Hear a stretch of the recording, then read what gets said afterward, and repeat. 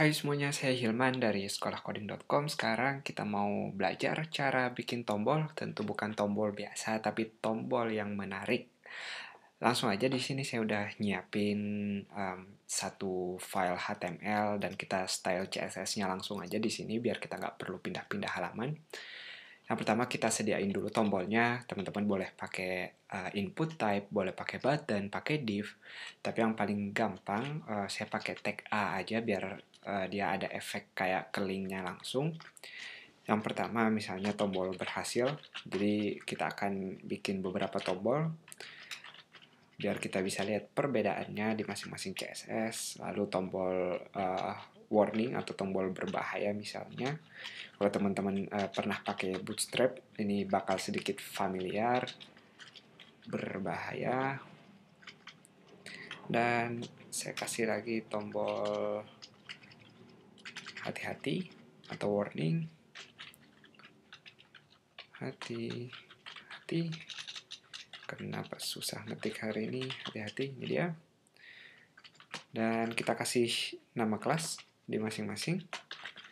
Pertama nama kelas yang umum. Kenapa nanti misalnya ada style yang sama, jadi kita biar nggak nulis ulang, kita cukup nulis di satu kelas. Tentu teman-teman bisa di tag A langsung, tapi biar lebih bersih aja. Jadi saya kasih nama button. Terus yang satunya misalnya nomor 3, tentu teman-teman bisa ngasih nama misalnya hati-hati atau di sini berbahaya. Terus yang lebih general aja namanya saya kasihnya nomor 1. Langsung aja kita mulai. Untuk buttonnya, karena dia tag A, ada beberapa hal yang harus kita pikirin. Yang pertama, kita nggak mau ada garis bawah. Dan yang kedua, warnanya, kita mau dia tetap warna merah pas standarnya. Kalau kita lihat di Chrome sekarang, dia kayak gini. Jadi nggak ada efek style-stylenya, kecuali karena dia tag A, dia kursor kita bakal berubah jadi pointer, jadi orang tahu ini tombol yang bisa diklik. Karena defaultnya tag A ini dia displaynya inline atau bakal satu baris, kita bisa ngasih tahu langsung di sini juga kalau kita mau displaynya block. Nanti biar kita bisa kasih margin, padding dan lain-lain juga. Kita tentuin di sini juga aja gedenya, misalnya saya mau 200 pixel. Ini aja dulu dan padding. Tentu aja saya mau padding dan margin. Padding, ingat jarak di dalamnya, jarak antara konten sama batas bordernya. Paddingnya saya kasih 5 pixel untuk atas bawah dan sedikit lebih gede di sampingnya yaitu 10 pixel. Dan margin jarak antar elemennya atau jarak di luarnya biar nggak terlalu nempel saya kasih 10 pixel. Kalau kita pindah ke Chrome sekarang udah lebih bagus, tentu bisa lebih bagus lagi. Satu lagi saya lupa, sebelum kita pindah ke khas tombolnya saya kasih text line center dulu biar dia bakal ke tengah. Fontnya kita gedein lagi aja, saya kasih 24 pixel. Lanjut lagi, kita udah punya nama kelas nomor 1, nomor 2, dan nomor 3. Dimana yang nomor 1 kita mau dia tombol sukses. Jadi kita bisa cari warna-warna yang adem atau yang berhasil gitu.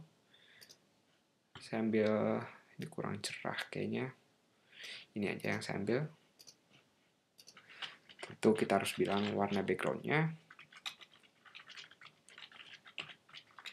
Lalu warnanya, karena dia udah punya warna background nanti, kita ubah aja yang dari hitam, kita jadiin putih semuanya.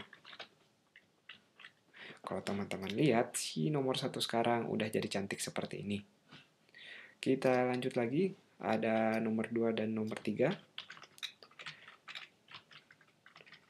Nomor 3 dan nomor 2, tentu kita mau warnanya berbeda. Tinggal kita cari lagi. Sekali lagi biasain pakai hexacolor atau RGB juga boleh, yang jelas jangan cuma white, red, atau blue. Teman-teman harus berani mainin warna. Saya lupa nomor 2 kita apa tadi. Nomor 2 berbahaya, berarti kita kasih yang warna merah atau kayak warning gitu. Seperti ini. Yang RGB lama kita hapus. Dan satu lagi untuk nomor 3, warning, orang harus hati-hati, harus menarik perhatian.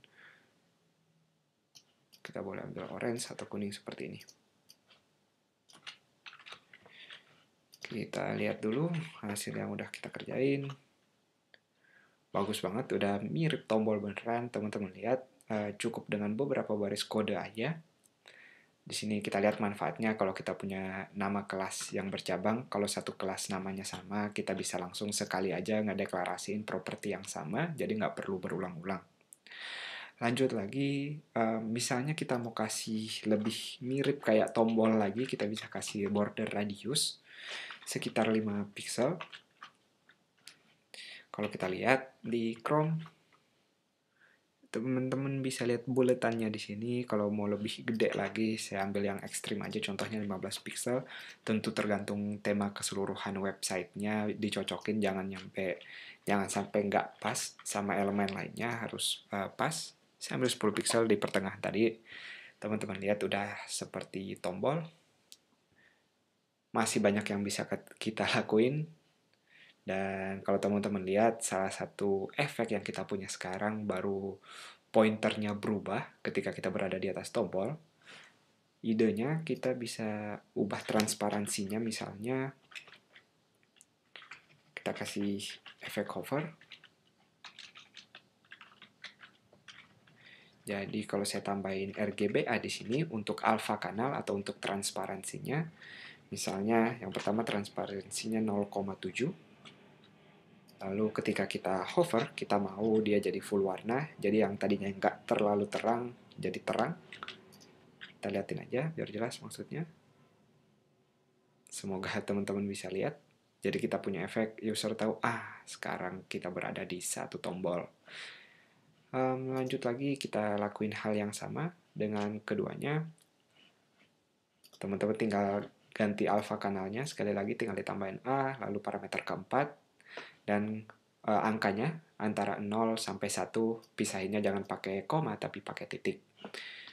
Yang hovernya tadi ini udah, saya kasih satu efek yang lain aja di nomor 2. Bukan pas hover, kali ini kita akan belajar sedikit tentang box shadow atau bayangan di bawah. Jadi kadang tombol juga kalau nggak flat-flat banget, kita punya bayangan di bawahnya, kita bisa pakai properti box shadow. Jadi di box shadow ini ada beberapa parameter. Yang pertama efek horizontalnya. Jadi arah bayangannya misalnya saya kasih 0 karena saya cuma mau ke bawah aja. Saya cuma mau vertikal kita taruh di yang kedua.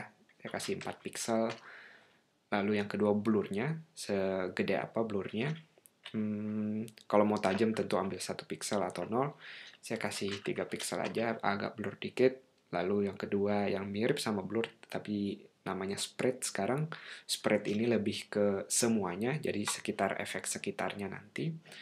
Saya nggak mau terlalu pusing spreadnya, saya biarin 0. Lalu yang tentu yang penting warnanya. Saya ambil warna hitam aja, karena nanti dia ngeblur, dia bakal jadi kayak warna abu-abu. Dan parameter yang berikutnya opsional, nanti kita lihat. Kita lihat dulu. Yang nomor 2, teman-teman lihat, tombol saya sekarang udah punya bayangan. Efeknya, sekali lagi, kalau teman-teman nggak terlalu suka warnanya, kalau terlalu kontras misalnya, kita bisa ambil yang warna abu-abu dikit.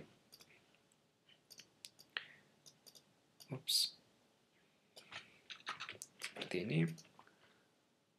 Teman-teman lihat jadi lebih halus, nggak terlalu kasar jadinya. Dan satu lagi, parameter terakhir, kalau yang tadi efeknya defaultnya dia bayangannya di luar, kalau teman-teman mau di dalam, teman-teman tinggal tulis inset di sini. Seperti ini. Tentu kita harus dibalik jadinya, horizontal vertikalnya harus dipas-pasin, jangan dibiarin kayak gini. Saya biarin lagi ke outset sebelumnya, biar dia kayak normal. Apalagi yang bisa kita lakuin di sini? Tapi ide tombolnya sendiri saya rasa cukup jelas. Biasanya kalau teman-teman pakai div, terus ada bordernya, biasanya dia nggak bisa diklik bagian ujung-ujungnya. Tapi kalau kita pakai tag A dari awal, tag A sendiri, kita dari sebelah manapun dia udah bisa diklik. Jadi user nggak perlu ke teksnya, tapi dari pinggir juga udah bisa. Itu dia, teman-teman silahkan coba-coba warna lain, cobain border radiusnya. Sebelum selesai, saya ingetin lagi, border radius nggak semua didukung di semua browser, teman-teman perlu pakai yang namanya vendor prefix. Misalnya untuk Firefox, pakai Moz, lalu ada Opera untuk O, MS, Internet Explorer, WebKit, Safari, dan Chrome. Itu dia, semoga jelas. Sampai jumpa di video berikutnya.